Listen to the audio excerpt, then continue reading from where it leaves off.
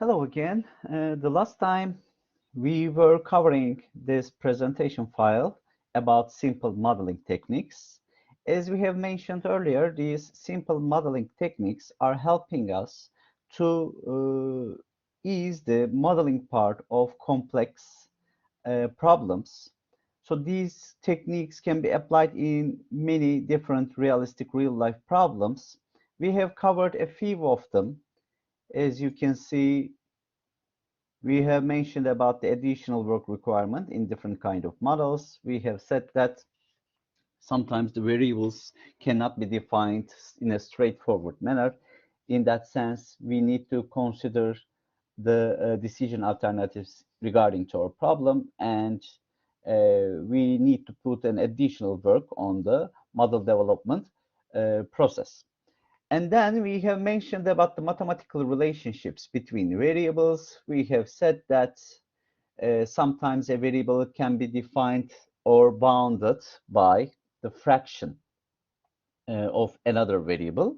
These kind of relationships may as well exist between the level of activities or constraints. Usually, our intention would be to create a balance between the activity levels. One way to create this balance was to define an activity or bound it by define an activity as a fraction of another activity, or sometimes we are bounding an activity level by an bound another activity level. So another way of creating balance between the level of activities is to bound the absolute difference between the level of activities. And we have given examples in both of these practices. And actually, the last time we were considering this problem, the manufacturing planning problem here, because our next application is going to be about this uh, manufacturing planning problem. Let's just summarize the information about this question. Remember, now we were manufacturing two parts. These parts are basically sub-assemblies of a finished product. And the profit that we were acquiring from each part was $4 and $5 for each manufactured part. For P1 and P2, we are respectively collecting a $4 and $5 profit per unit. Now, we have said that both of these parts need to go through two processes, drilling and milling. Comparatively, the time that each part spends, either P1 or P2, the time that each part spends in a drilling machine is shorter than the time that they are spending in a milling machine. So each P1 spends 3 minutes in drilling, then 20 minutes in a milling machine. Similarly, each P2 spends 5 minutes in drilling machine and 15 minutes in milling machine. Now, as you can see, the milling machine is creating basically a bottleneck for this problem, for this process. Therefore, the idea here is to use 5 parallel milling machines and single drilling machine.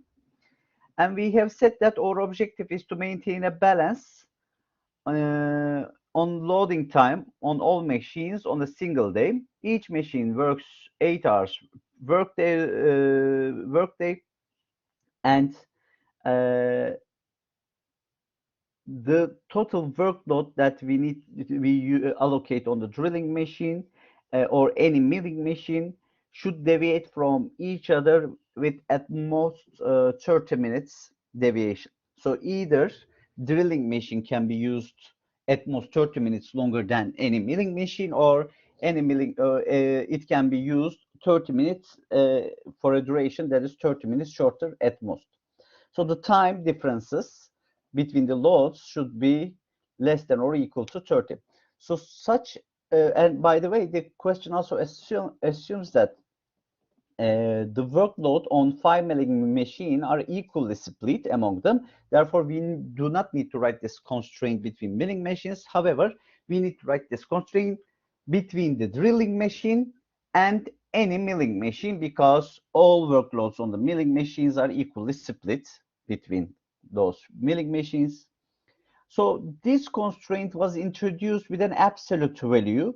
So basically, we were defining the workload on the milling machine for the production of these parts, and the drilling and milling machine, and the difference between the workloads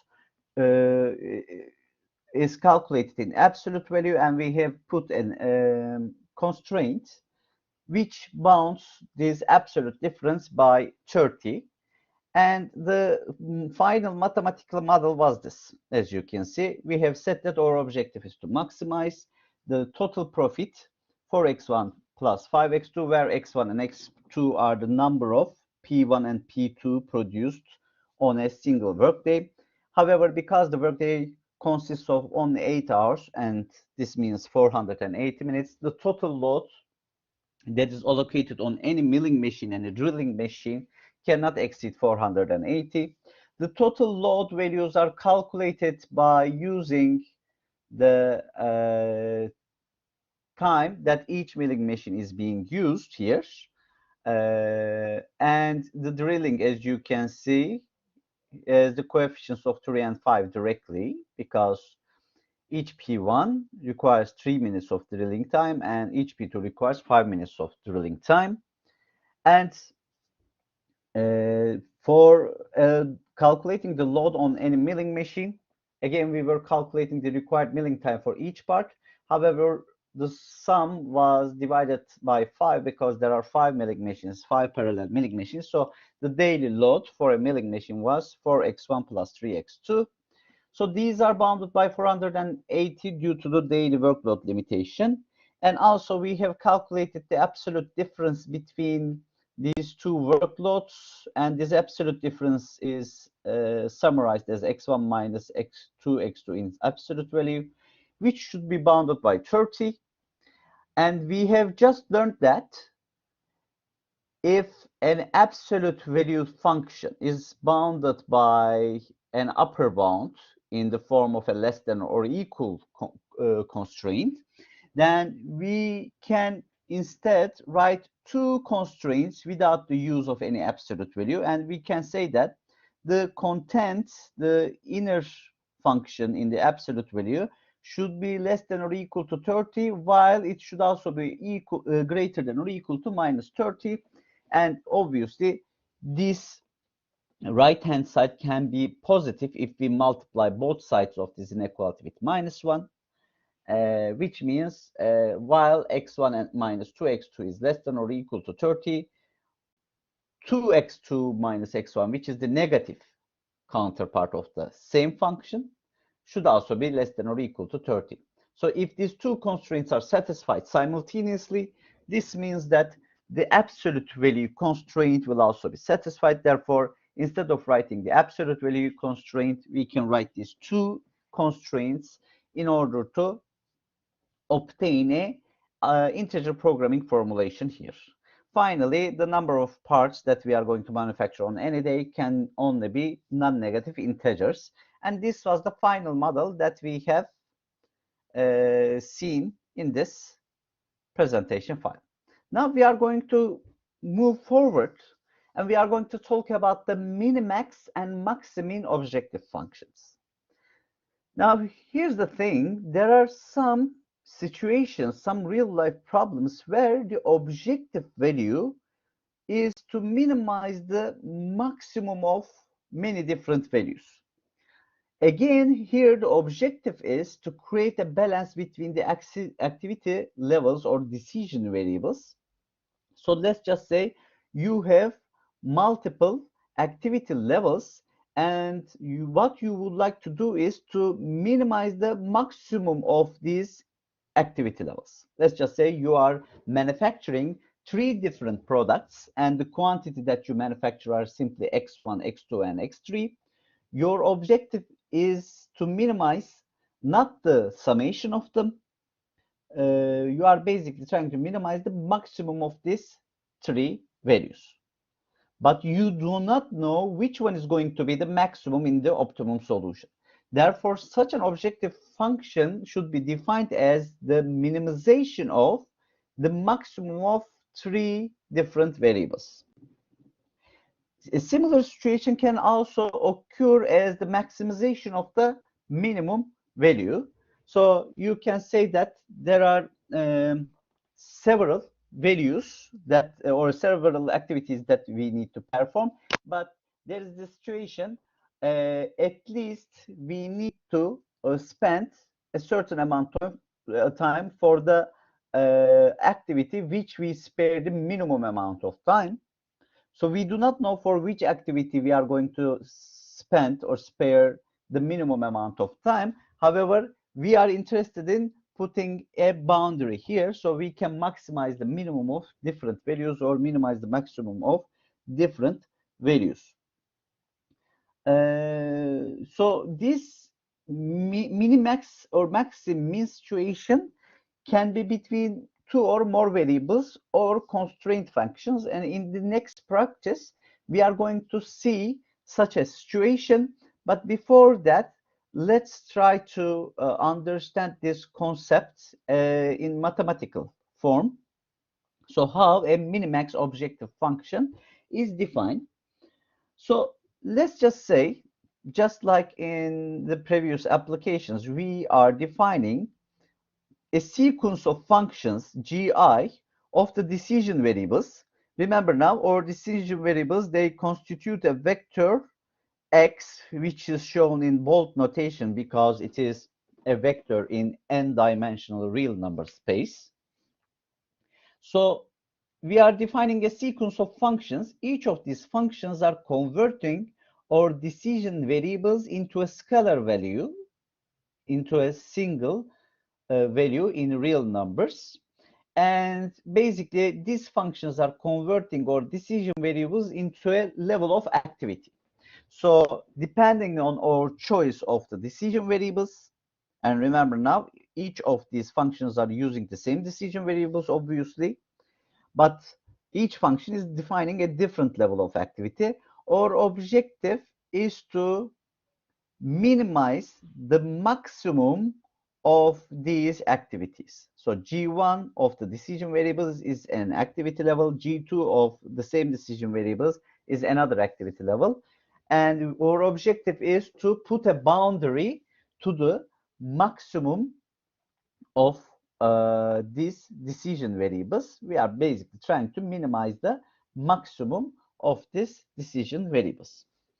And as you can see, if our objective value is defined as the maximum of this m, maximum of this m activity levels, we can simply say that instead of defining the z as the maximum of these values, we can define z as a value which is greater than or equal to all of these activity levels for a given decision variable assignment.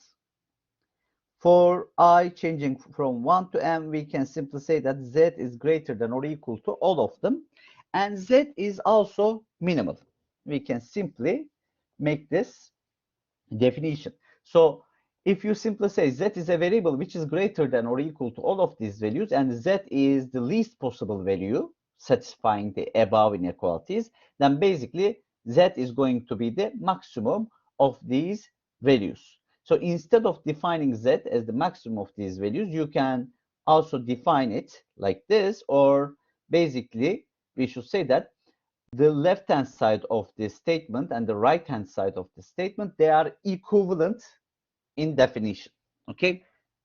Then what we can do is this. Instead of minimizing z itself, which is defined as the maximum of these m different functions defined over the same decision variables, we can simply minimize a single real value z, and we can put constraints which indicate z to be greater than or equal to gi of x.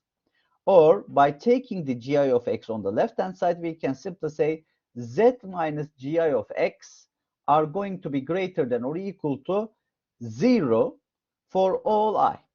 Now, as you can see, the objective function becomes a single value rather than the previous objective function. It is much less complex.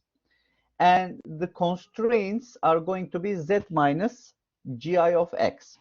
Now, if these gi functions are simply linear functions, and if you do not do this intervention, then you are going to see that the objective function is going to be nonlinear, because though each of these functions are linear, the maximum of these functions is not going to be linear, because for every assigned value, the maximum can be achieved in different functions. So we are going to see a piecewisely defined linear function, which is going to be convex actually due to the linearity of these functions. However, it is possible that instead of writing our mathematical model like this, we can simply convert it into that one. We can simply say we are trying to minimize a single value, where this single value minus each of the components in this maximum function is going to be greater than or equal to 0. Now, thinking that if these GIs are linear functions, in that case, we are going to have a linear programming model here. Now, a similar situation can also go for the maximum objective function. However, this time we should be very careful in how we are going to write the statement. Now, let's just say this time our objective value is the maximization of the minimum of a sequence of functions of the same decision variable. Again, our decision variables are constituting a vector of size n, and there are m different functions which are defining activity levels, and our objective is to maximize the minimum of these activity levels. So the least performed activity should be maximized. We do not know which is going to be the least performed, which is going to attain the minimum. However, our objective is to maximize that minimum. Now, as we have said before, instead of defining z as the minimum of these functions, which are defined as a function of the same set of decision variables, we can simply say that z is going to be a value which is less than or equal to all of these functions one by one, and also z is going to be the maximum value which is going to achieve these conditions. Okay, z is going to satisfy those constraints, and z is also going to be the maximum value. Therefore, instead of defining the maximum, instead of maximization of a minimum of several functions, we are basically maximizing a single value z, a single decision variable z, where gi of x minus z is going to be greater than or equal to 0 this time for all functions I. Now, in the next page, we are going to see the same example as before. So we are not going to repeat the explanation, but remember now, we have two parts to manufacture, each of which yields some profit, and each part needs to spend some time in the drilling machine and in one of the 5 milling machines. And again, we are trying to maintain the daily load difference of 30 minutes between all machines, between the drilling machine and any milling machine. And again, we are assuming that a workday consists of 8 hours. So far, what we have mentioned is the same as before. So this means up to this point, the previous model is valid. Now, this time we are going to change the objective function. Okay. Remember now, our previous objective function was to maximize the profit, but this time our objective is not to maximize the profit, but we are trying to maximize the number of completed assemblies per day. Now remember, we are using these parts P1 and P2 to manufacture a single final product. So by using a single P1 and a single P2, we are manufacturing a final product. Therefore, the number of final assemblies, completed assemblies that you are going to manufacture per day will simply be equal to the minimum of these two values. So if, for example, if you manufacture 40 P1 in a single day and 50 P2 in a single day, in the same day, the number of final products, the completed assemblies that you will be manufacturing will be limited by 40, because you only have 40p1 in that case. Now, as you can see, our objective function here is to maximize the minimum of the number of products or number of parts produced on a single day in order to maximize the number of completed assemblies. Therefore, the profit information here for N5 is not important anymore. So even though the table provides them to you right now, they are not important at this point. So what are our decision variables again? Our decision variables are X1 and X2, while X1 represents the number of part 1 to be manufactured on a workday, X2 represents the number of parts of part 2 to be manufactured on the same day. And if we want to manufacture X1 and X2 units on a day, then the number of completed assemblies will be defined as the minimum of X1 and X2 simply, and our objective is to maximize the minimum of X1 and X2. Okay. Now again, X1 and X2 are simply linear functions. The contents, each function here, and they are identified functions also.